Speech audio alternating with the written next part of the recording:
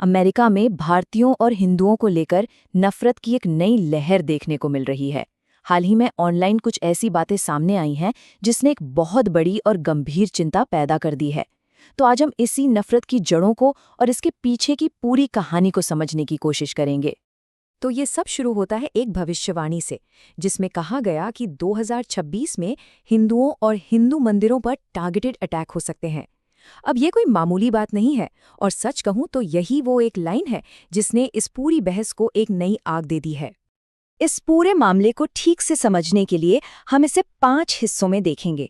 सबसे पहले ये 2026 वाली भविष्यवाणी आखिर है क्या, फिर इसके पीछे कौन लोग हैं जो इसे हवा दे रहे हैं, वो किस तरह की भाषा का इस्तेमाल कर रहे हैं, इसके पीछे की पॉलिटिक्स क्या है, और सबसे जरूरी सवाल, क्या ये नफरत सिर्फ ऑनलाइन ही रहेगी या असल दुनिया में हिंसा का रूप ले सकती है। तो चलिए सबसे पहले बात करते हैं उस सोशल मीडिया पोस्ट की जहां से ये सारा हंगामा शुरू हुआ। तो ये जो राइट विंग एक्टिविस्ट है मैट फोर्नी, इनके पोस्ट में 2 बहुत ही चौंकाने वाली बातें थी। पहली, 2026 में हिंसा होगी, और दूसरी एक सीधी सीधी मांग कि अमेरिका में जितने भी भारतीय हैं उन सबको देश से बाहर निकाल दिया जाए। मतलब ये सिर्फ एक डर पैदा करने की कोशिश नहीं थी, ये एक पूरा का पूरा एजेंडा था। तो सवाल ये है कि आखिर इस नफरत की आग को भड़का कौन रहा है। इस मामले में 2 नाम बार बार सामने आ रहे हैं जिन्हें इस पूरे नफरती कैंपेन का मुख्य चेहरा माना जा रहा है। यहाँ इन दोनों के काम करने का तरीका बिल्कुल अलग है। एक तरफ है मैट फोर्नी, जो सोशल मीडिया पर सीधे सीधे हमले और देश से निकालने की बात करते हैं, और दूसरी तरफ है निक फ्यूएंटस, जो मागा मूवमेंट में एक हीरो की तरह देखे जाते हैं। ये लंबे लंबे वीडियो बनाकर भारतीयों पर कल्चरल अटैक करते हैं, उन्हें गंदा कहते हैं, और ये साबित करने पर तुले हैं कि भारतीय कभी अमेरिकी समाज का हिस्सा बन ही नहीं सकते। और एक बात जो यहाँ बिल्कुल साफ हो जाती है वो ये है कि ये नफरत इस बात पर निर्भर नहीं करती कि कोई कानूनी तौर पर अमेरिका में है या गैर कानूनी तौर पर नहीं। ये नफरत सिर्फ भारतीय होने की वजह से है। इसका सबसे बड़ा उदाहरण है विवेक रामास्वामी। वो एक अमेरिकी नागरिक हैं, पॉलिटिशियन हैं, फिर भी उन्हें लगातार निशाना बनाया जा रहा है। जैसे फ्यूएंटस का ये बयान देखिए, जिसमें वो विवेक रामास्वामी को एंकर बेबी कहते हैं। अब अमेरिका में एंकर बेबी एक बहुत ही अपमानजनक शब्द है।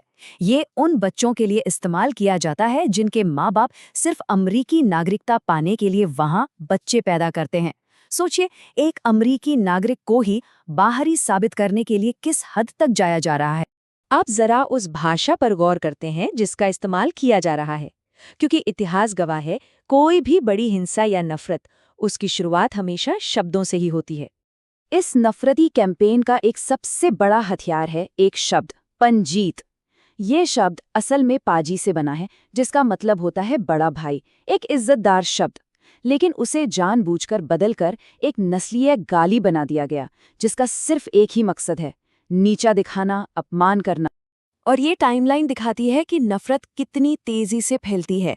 2015 से पहले जो शब्द सम्मान का प्रतीक था, वो कुछ ही सालों में एक ऑनलाइन हथियार बन गया, और आज अमेरिका से लेकर कनाडा और ब्रिटेन तक इसका इस्तेमाल हो रहा है। और बात सिर्फ एक शब्द तक सीमित नहीं है।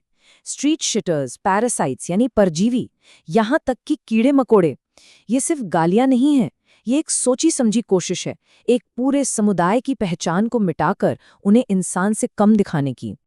अब सवाल ये उठता है कि इस नफरत को इतनी ताकत मिल कहाँ से रही है?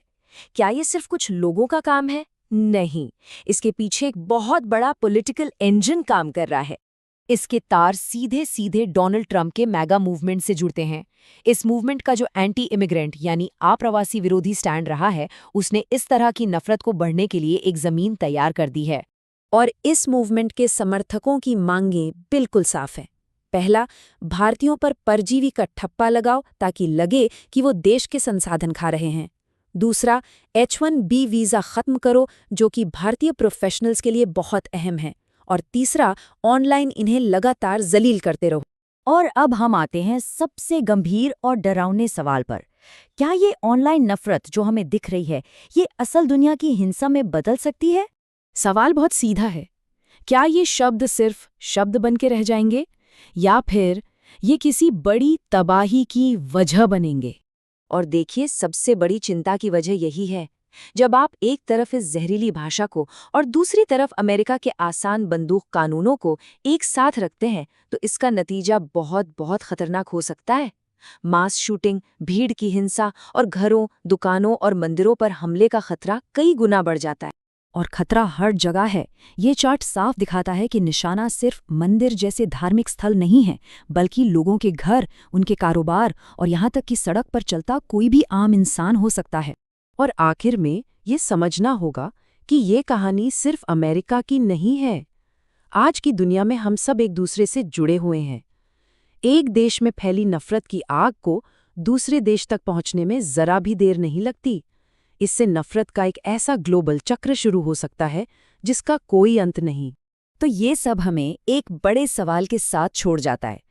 आज की इस कनेक्टेड दुनिया में नफरत का ये जो चक्र है, ये आखिर शुरू कहाँ से होता है और ख़त्म कहाँ पर होता है?